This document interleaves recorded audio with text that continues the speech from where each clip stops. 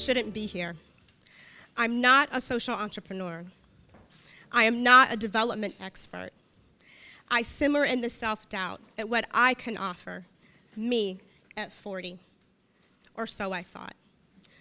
15 years in the private sector, and I was wondering if I was making a difference. Like countless fellows before me, we were dissatisfied. What should I do next? 8 years of applying for social impact jobs, and not one yes. I was defeated and tired, but I decided to apply for one more opportunity. If I didn't get this opportunity, I was gonna take it as a sign from God. Social impact was not for me. Why did I apply? I watched a video where Seth Godin said, "You're probably not going to get in."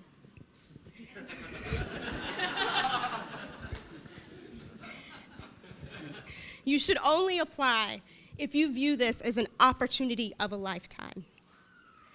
And you will likely get rejected, but you can't wait to get rejected because that means you are one step closer to getting what you want.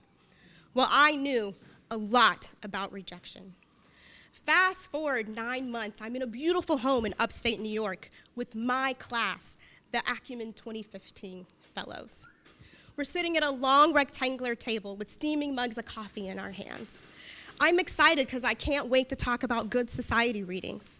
I read about Plato, Nelson Mandela, and Hobbes.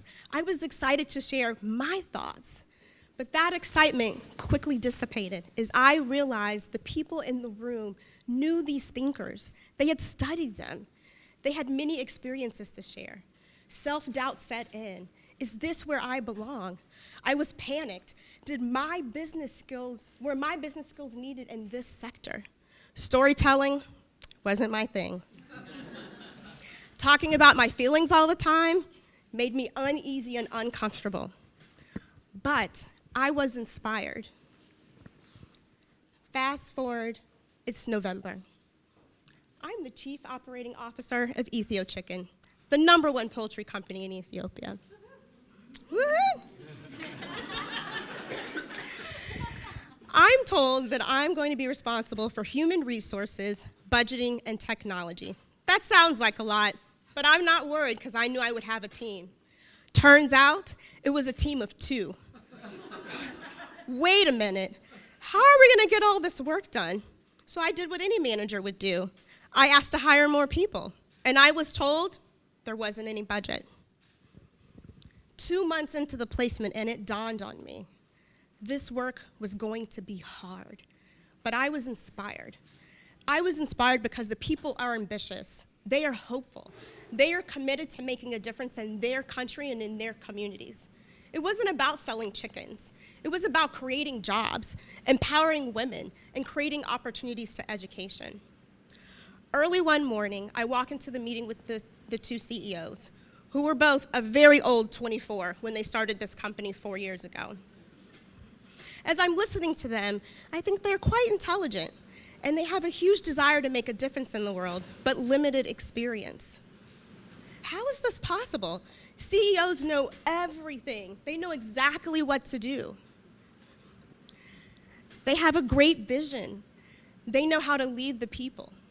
But I realized in that moment, CEOs need mentoring and developing too. Next thing I knew, I was mentoring my bosses.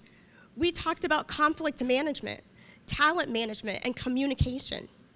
I became their accountability partner, and I provided feedback. My last day at Ethio Chicken, my CEO, Joe, approached me and said, "Thank you. The single most important thing you did was mentor me and turn the company around." I had made a difference. My skills were needed. As it turns out, I do belong, like each one of my fellows, my band of brothers.